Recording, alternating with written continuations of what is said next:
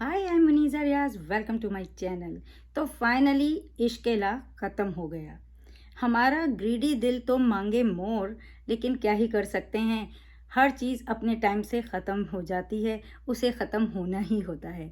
तो बहुत ज़्यादा मुझे अच्छी लगी एपिसोड। मुझे तो बहुत ही ज़्यादा पसंद आई है।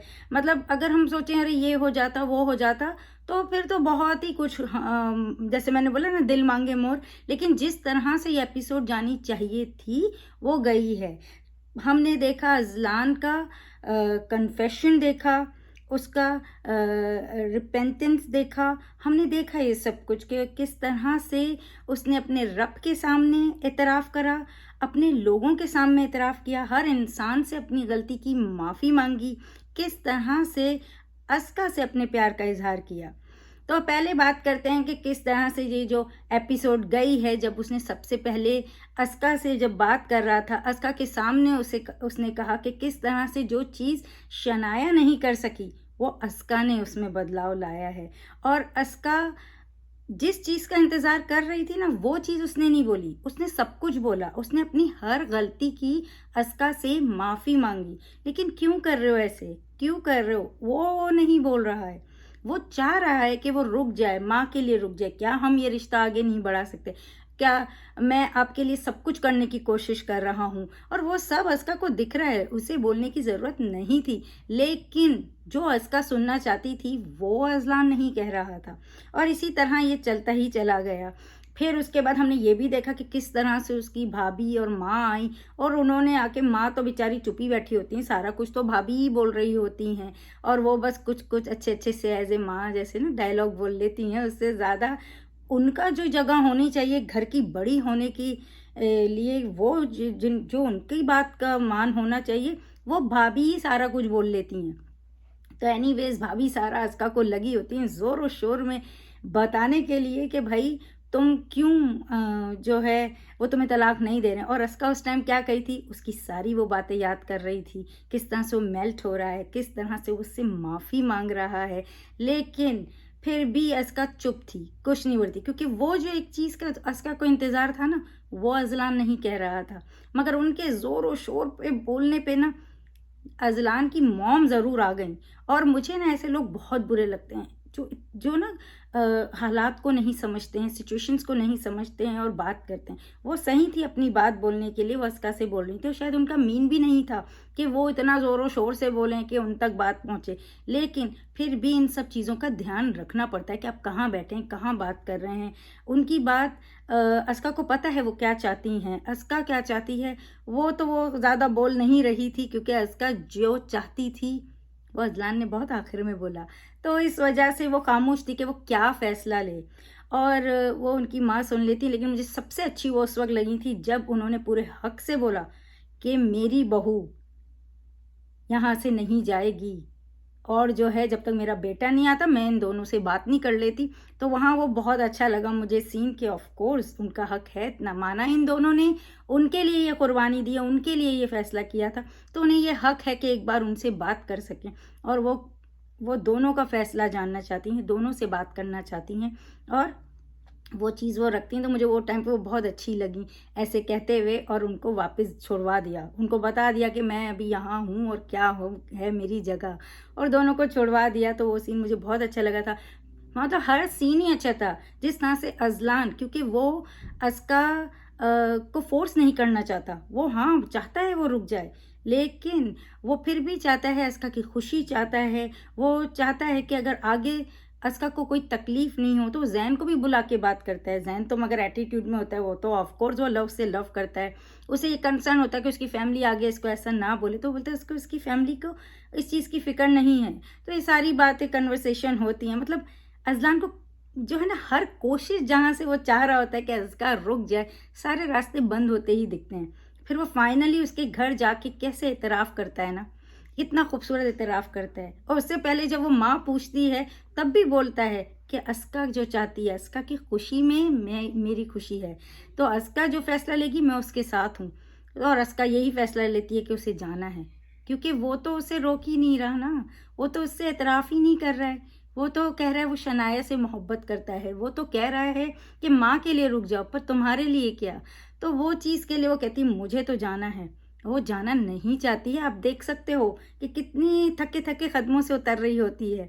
और वो सीन भी कितना खूबसूरत था जब भी वो अल्लाह ताला के सामने इतराफ़ कर रहा होता है कि उसे नहीं लगा था कि शनाया की जगह कोई लेगा, लेकिन अस्का ने ले ली। अस्का से उसे मोहब्बत हो गई है और अस्का नहीं सुन रही थी वो क्या बोल रहा है, लेकिन पीछे से देखती कि वो अज़लान आज अल्लाह के आगे झुका है, अल्लाह के आगे माँग रहा है। तो एक मुस्कुराहट उसके चेहरे पे आती है कि वो बदल रहा है। वो जान रही है, वो सब समझ रही है उसके अंदर के बदलाव को वो देख रही होती है, वो नोटिस कर रही होती है। लेकिन एक ही चीज़ ने अस्का को रोका हुआ होता है। और फिर उसके बाद किस तरह से वो उसके माँ और भाभी के सामने इतराफ़ करता है, किस तरह से कॉन्ट्रैक्ट फाड़ देता है, किस तरह से कहता है कि अस्का मेरे लिए ना अल्लाह का तोहफ़ा है। वो तोहफ़ा है अल्लाह ने जो मुझे दिया है। और और वो वाक़ई अगर देखा जाए तो वो डिज़र्व नहीं करता था अस्का को, क्योंकि जिस तरह का उसका रवैया था, जिस तरह का वो इंसान था, लेकिन ये उसको तोहफ़ा मिला है, जिसने आके उसको बदला। तो बहुत ही खूबसूरत एतराफ़ वो वहाँ करता है उनके सामने। वही खूबसूरत एतराफ़ वो उसकी माँ के सामने करता है। तो फिर उसके बाद जो है अस्का को तो हो रहा है, बस वो एक लास्ट मोमेंट कहते हैं ना उसका वेट कर रही होती है। कैसे अपनी माँ के सामने बैठ के वो कहता है और उसकी माँ किस तरह को किस खूबसूरती से उसे समझाती है।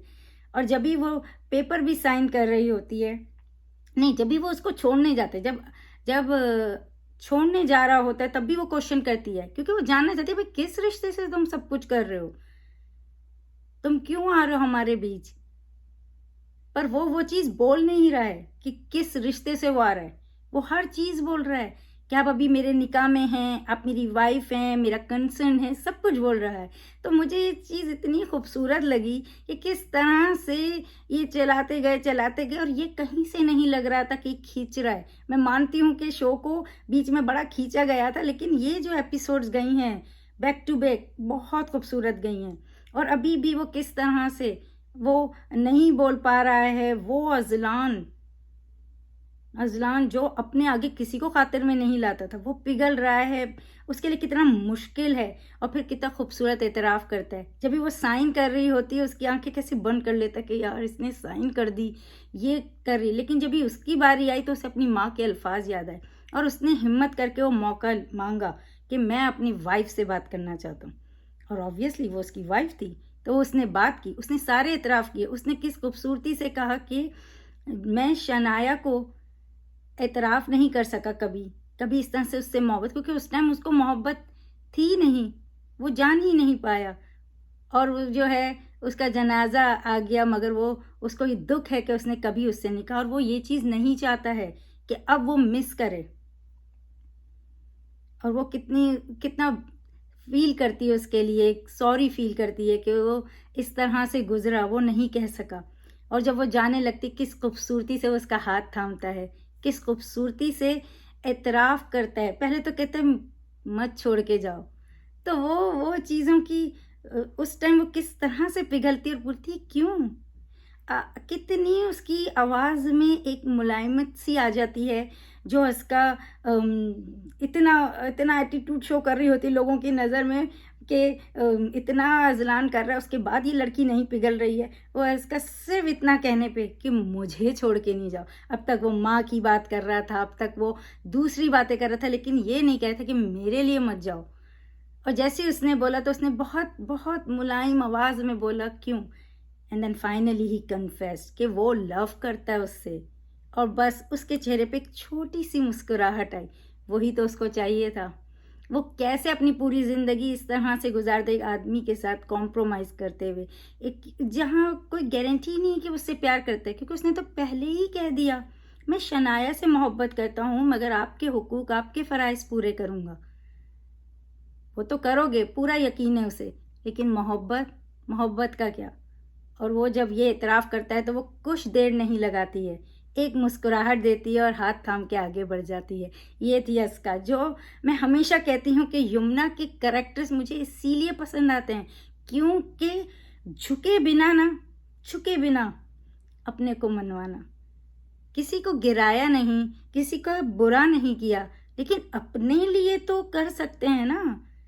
उसने कोई इंसल्ट नहीं किया इसका नहीं, कभी किसी के लिए कुछ नहीं किया, लेकिन उसके बाद भी अपने आप को मनवाया। ये हर इंसान में होना ही चाहिए।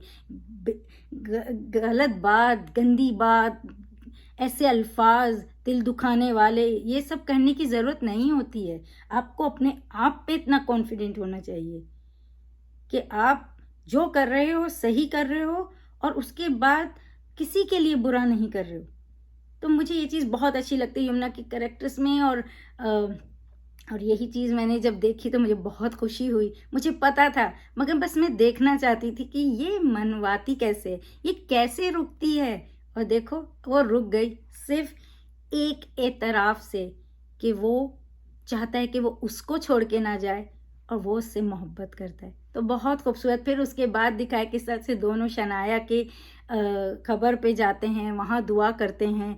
और जैसे कि मुझे थोड़ी चीज़ों का होता है, लोगों का है, मगर दुआ के लिए हाथ नहीं उठाते हैं कब्रिस्तान में, क्योंकि दुआ के लिए सिर्फ अल्लाह के आगे हाथ उठाते हैं, बंदे के आगे हाथ नहीं उठाया जाता। उनकी ताज़ीम में खड़ा हुआ जाता है और दुआ की जाती है। पर ठीक है, सबका अपना अपना है, मगर अगर सोचें तो सिर्फ हाथ रब के आगे ही उठने चाहिए, सामने कब्रों में लेटे हुए इंसानों के आगे नहीं।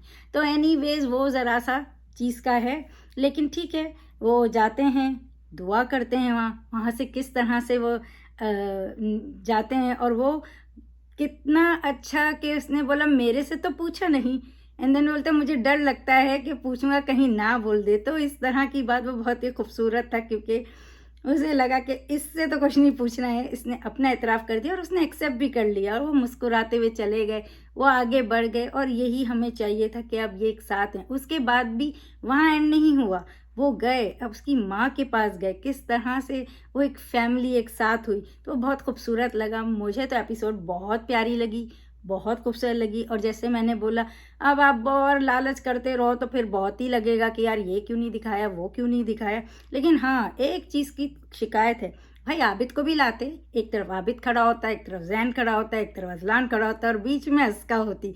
कितना फिर देखते हैं अस्का मेरी है, अस्का मेरी है, और अस्का तो सिर्फ अजलान की थी। तो एनीवेज मुझे एपिसोड बहुत पसंद आई है। आपको कैसी लगी है कमेंट बॉक्स में बताइए। और अब ये तो कह नहीं सकती कि देखते रहें इश्क-ए-ला ऑन हम टीवी, पर हाँ, आप देख सकते हैं रिपीट टेलीकास्ट, आप देख सकते हैं बार बार एपिसोड हम टीवी के यूट्यूब चैनल पे और एंजॉय कर सकते हैं अपने अस्कान को। तो प्लीज़ आगे और अब देखते हैं यमुना का क्या ही शो आने वाला है। मैं तो बहुत एक्साइटेड हूँ और मैं मिस करने वाली यमुना को, लेकिन मैं जाके वो शोज़ देखूंगी जो मैंने यमुना के नहीं देखे हैं, ताकि ऐसा ना लगे कि यमुना कहाँ चली गई, कहाँ ढूंढूं। तो पुराने शो देख के ही दिल बहला लूँगी जब तक वो किसी नए शो में नहीं आती हैं। और तब तक के लिए मतलब कोई अच्छे शो के लिए मैं फिर रिव्यू करूं, और क्या पता अभी जो शोज़ आ रहे हैं उन पे ही कुछ बातें कर सकूं। तो देखते हैं क्या होता है आगे। लेकिन जब तक के लिए don't forget to subscribe my channel. Bye bye.